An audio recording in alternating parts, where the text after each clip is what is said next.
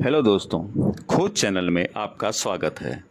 खोज चैनल हमेशा की तरह आज भी बहुत मार्मिक प्रसंग लेकर के आया है, जिस प्रसंग का नाम है तृष्णा, जिसका अर्थ होता है प्यास।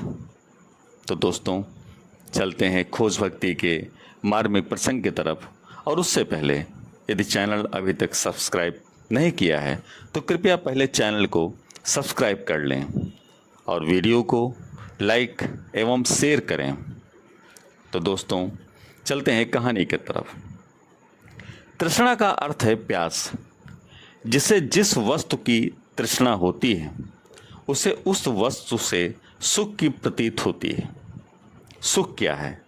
जो मन तथा सब इंद्रियों को भाता है, जिसमें मन और इंद्रियां अपने आप में अपनी स्थिति का अनुभव करती हैं, अपने आप में बढ़िया प्रतीत होती हैं, वह सुख है। इससे उल्टा दुख कहा जाता है, जिसमें इंद्रियां और मन बुरी हालत में होते हैं। जिस वस्तु की तृष्णा है उस वस्तु को मन नहीं भूलता, क्योंकि सुख उसको चाहिए। सुख के लिए निमित्त और सुख देने वाली वस्तु तथा पदार्थ और प्राणी, इन्हीं को वह याद करता है, अर्थात उन्हीं का चिंतन करता रहता है। यह चिंतन का राग है। इसमें जो उस राग की वस्तु आदि का न होना, वह उसे खटकता है। यह दुख की जड़ है।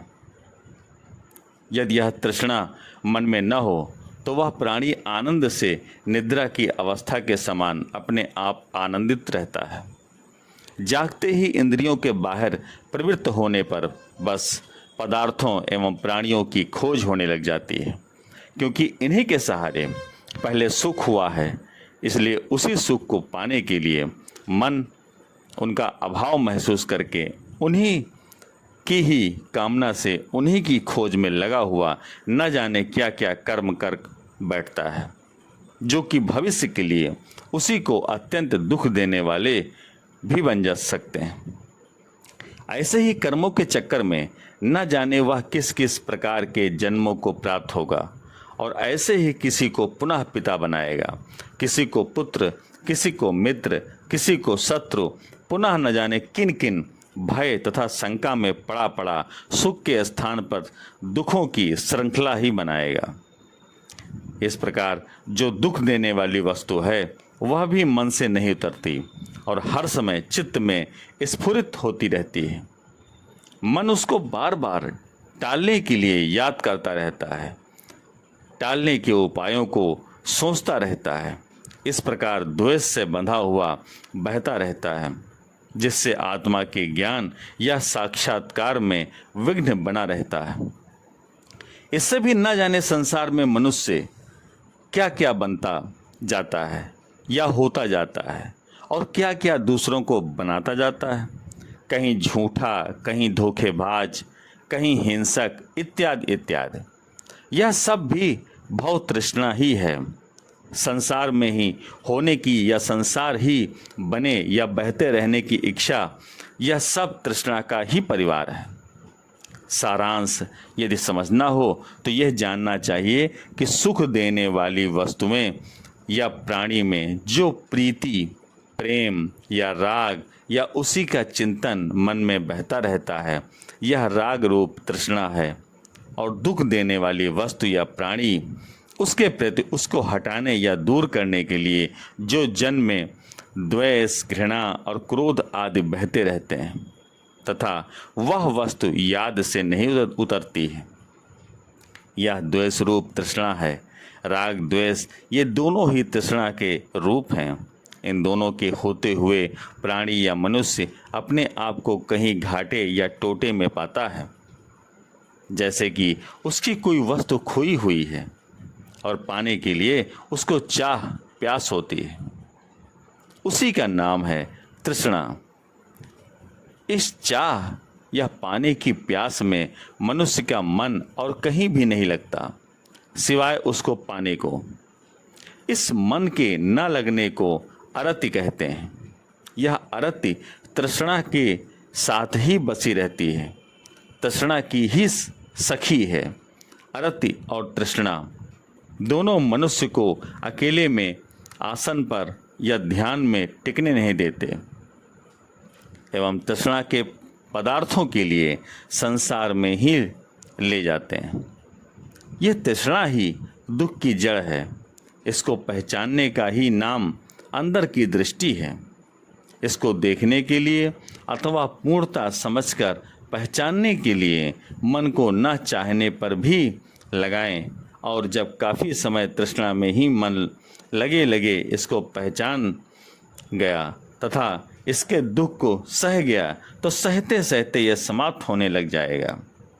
ज्यों ज्यों यह तृष्णा टलती जाएगी वैसे वैसे दुख भी कम होता जाएगा।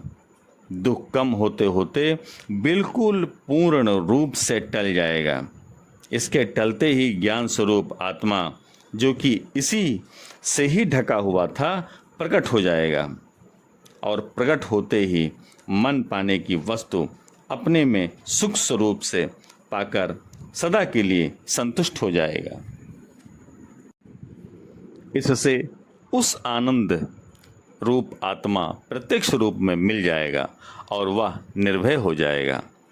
जब तक तृष्णा की वस्तु की याद में मन में बनी रहती है तब तक तो यह वस्तु की तृष्णा ही कही जाती है, परंतु जब तृष्णा की वस्तु मन में याद ना आए और कोई घाटा या अभाव महसूस करता है तथा जाने के लिए लपकता है कि किस वस्तु का अभाव होना महसूस हो रहा है, ऐसी अवस्था में वह तृष्णा ही अविद्या रूप में आत्मा पर ढक्कन आवरण डाले रखती है, अर्थात आत्मा को आनंद रूप से प्रकट नहीं होने देती।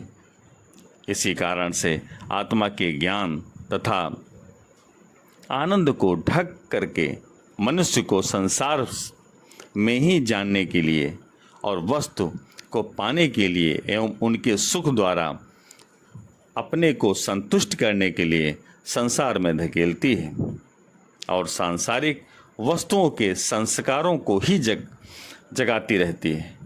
उन्हीं की और उनके सुख को पाने के लिए कई प्रकार से प्रेरित करती रहती है।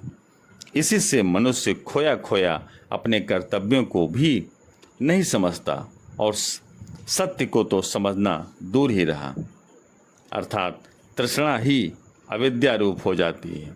काम, क्रोध, लोभ, ईर्ष्या, मत्सर, दूसरों के सुख को न चाहना इत्यादि सब विकार तृष्णा का ही परिवार है, जो कि मनुष्य को ध्यान आदि में टिकने तक भी नहीं देते।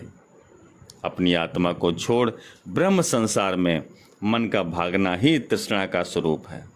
पुनः यदि मनुष्य इस संसार को भूलकर आत्मा में जागता हुआ प्रवेश पाना चाहे तो मन का बाह्य जगत छोड़ने को आनाकानी करना तथा बाह्य संसार भूलने और छोड़ने में दुख मानना या तृष्णा के राग तथा मोह आदि बंधन इस मनुष्य को मुक्ति के मार्ग पर अग्रसर नहीं होने देते। यदि ध्यान में बैठकर साधक मुमुक्षु इन बंधुओं को पहचाने और समझने का यत्न करें कि पुनः इन मुक्ति को न चाहता हुआ और फिर क्या चाहता है, और जो चाहता है वो सदा बना रहेगा क्या, तो मुमुक्षु साधक को सत्य का ज्ञान होकर प्रेरणा मिलेगी कि केवल बंधन मिथ्या ही है, जबकि जगत का सुख कभी भी सदा बना रहने वाला नहीं है। तो इसे पुनः क्यों स्मरण किया जाए? इससे तृष्णा से मुक्ति पाने के लिए प्रेरणा मिलेगी। यदि विनाश रहित चेतन पर दृष्टि टिक गई और अविद्या चल बसी तो यह तृष्णा मूल जड़ सहित ही नष्ट हो जाएगी। दोस्तों, तृष्णा के बारे में जो कुछ भी प्रतिपादन किया गया है, इसका सारांश यह है कि जीवन का प्राकृतिक स्वभाव बहिर्मुख या संसार में इंद्रियों का खुलना और सांसारिक विषयों का ग्रहण करना है।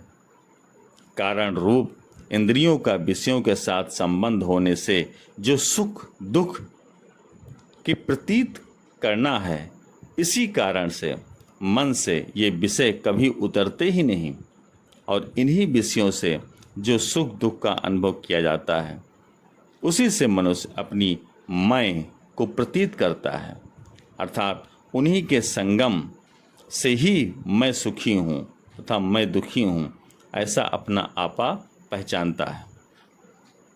इसी कारण से इंद्रियों का बाहर की ओर झुकाव सदा बना रहता है, क्योंकि इन्हीं के सहारे मनुष्य अपनी सत्ता या अस्तित्व हस्ती प्रतीत करके सदा इन्हीं के सहारे बाहर बना रहना चाहता है।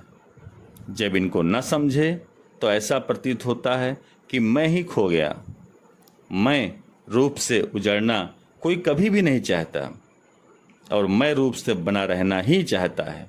इसलिए यही जो बाहर की तृष्णा अर्थात निरंतर बाहर की ओर जगत में ही बने रहने की प्यास तथा झुकाव एवं मन का बाहर ले जाने का बल है, यही सब तृष्णा का स्वरूप है। इसमें जिससे सुख हुआ उसमें राग रूप से यह सदा मन में ही बसी रहती है। उस पदार्थ का संग करने के लिए जिससे दुख हुआ, उस पदार्थ से छूटने के लिए भी उसकी स्मृति मन में बसी रहती है और उधर हटाओ रूप का बल भी इस प्राणी को द्वैत रूप में बांधे रखता है। यही तृष्णा का तत्व काम क्रोध उपजाकर संसार में अनेक प्रकार से मनुष्य को बांधता है। अब यदि इसे प्राकृतिक स्वभाव से चलने दिया जाए तो इसका बल बढ़ता रहेगा। अपने आप तो यह ज्ञान तथा सत्य को पहचान में आने देगी नहीं। सब दुखों की जड़ या मूल तो यही है। इसका विरोध करने से दुख होता है। जो इसके दुख में स्थिर रहकर इसके बारे में इसको पूर्णतया तल जड़ तक जाने और अपने आप को स्मृति द्वारा प्रेरित करे तो इससे मुक्त होकर नित्य सुख पाएगा। परंतु यदि इसके विरोध के दुख से भयभीत हुआ तो पुनः इसके बंधन से छूटना कभी भी नहीं हो सकता। तो दोस्तों, अगर यह मार्मिक प्रसंग आपको पसंद आया हो तो कृपया चैनल को सब्सक्राइब और वीडियो को लाइक अवश्य करें। धन्यवाद। जय हिंद, जय भारत।